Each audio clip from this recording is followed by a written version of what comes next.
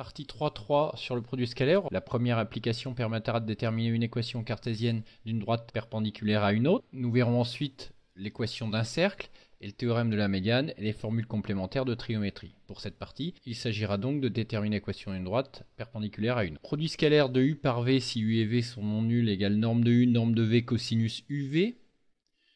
Le cosinus est égal à 0 si l'angle orienté entre les vecteurs U et V est égal à pi sur 2 plus k de pi ou moins pi sur 2 plus k de pi, ce qui signifie bien que ces deux vecteurs sont orthogonaux. U scalaire V est égal à 0 si vecteur U égale vecteur nul ou vecteur V égale vecteur nul, ou sinon si U et V sont orthogonaux. On peut donc utiliser le produit scalaire pour montrer que deux droites AB et CD sont perpendiculaires, par exemple en montrant que les vecteurs AB et vecteurs CD, qui sont des vecteurs directeurs de chacune des droites, sont orthogonales. Un produit de facteurs est nul si l'un des facteurs est nul, donc soit norme de U égale 0, soit norme de V égale 0, soit cosinus UV égale 0. Cosinus UV égale 0 est équivalent à UV égale pi sur 2 plus k de pi ou bien moins pi sur 2 plus k de pi. Pi sur 2 plus k de pi ou bien moins pi sur 2 plus k de pi peut s'écrire en une seule égalité, pi sur 2 plus k pi. On part donc de pi sur 2, on ajoute à chaque fois un demi-tour, et donc on peut se retrouver dans les deux positions qui permettent d'obtenir le cosinus égale 0. Première application du produit scalaire, donc déterminer une équation d'une droite perpendiculaire à une autre. Si on utilise donc le produit scalaire dans un repère orthonormé, les vecteurs U et V sont orthogonaux si le produit scalaire est nul, à savoir si xx' plus yy' égale 0. Conséquence, pour déterminer les coordonnées d'un vecteur orthogonal à un autre, il suffit donc d'inverser les coordonnées et de changer le signe de l'une d'elles, par exemple ici d'écrire moins y, x, et si on calcule le produit scalaire, on a donc x multiplié par moins y, plus y multiplié par x, qui donne évidemment 0. Dans un repère orthonormé, si vecteur u a pour coordonnée moins 3, 2, alors le vecteur v de coordonnées 2, 3 est orthogonal à u. A noter que tout vecteur collinaire à v est aussi orthogonal à u. Par exemple, le vecteur v de coordonnées 4, 6 est aussi orthogonal à u. Le vecteur v de coordonnées moins 4, moins 6 est aussi orthogonal à u, etc.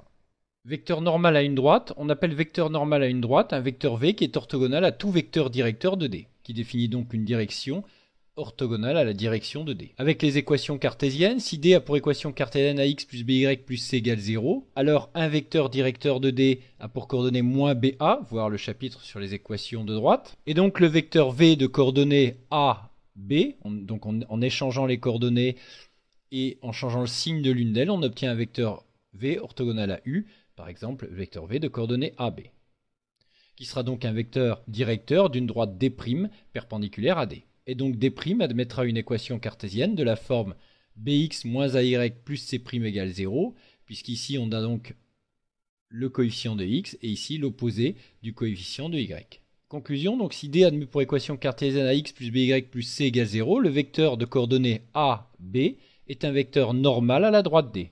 Pour rappel, donc le vecteur de coordonnées moins ba est un vecteur directeur de D, qui avait été rappelé ici. Pour déterminer une équation cartésienne d'une droite D' passant par A et perpendiculaire à D, on peut donc soit utiliser les coordonnées d'un vecteur normal à D, qui est alors un vecteur directeur de D', puis les coordonnées d'un point par lequel passe cette droite D' pour calculer le petit c, ce qui avait été rappelé juste avant la propriété, soit utiliser une méthode analogue à celle qui a été vue au chapitre 5 pour les droites parallèles, mais en utilisant le vecteur u de coordonnées moins ba, qui est un vecteur directeur de D, et en écrivant que le point M appartient à D', si le vecteur AM et le vecteur u sont orthogonaux, autrement dit ici AM scalaire u égale 0. Application dans l'exemple 7, on donne un repère orthonormé avec les points A, B et C, montrer sans calculer les longueurs que ABC est un triangle rectangle en A et déterminer l'équation cartésienne de la hauteur D issue de A dans ABC, c'est-à-dire de la droite passant par A et perpendiculaire à BC.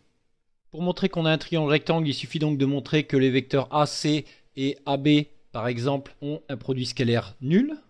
Calcul des coordonnées du vecteur AB, xb moins xa, yb moins yk. On peut vérifier sur la figure que le déplacement de A à B est bien de 4 horizontalement et de 4 verticalement. De même, on calcule les coordonnées du vecteur AC. On calcule ensuite le produit scalaire AB scalaire AC, produit des abscisses plus produit des ordonnées, et on trouve bien 0. Pour trouver une équation cartésienne de la droite D, il suffit donc de calculer les coordonnées du vecteur BC, qui est un vecteur directeur de la droite BC. Le vecteur BC a donc pour coordonnées moins 7, moins 1. Première méthode, en utilisant donc un vecteur normal à BC, le vecteur moins 1, 7, donc on échange les coordonnées, on échange le signe de l'une d'elles et donc un vecteur orthogonal au vecteur BC.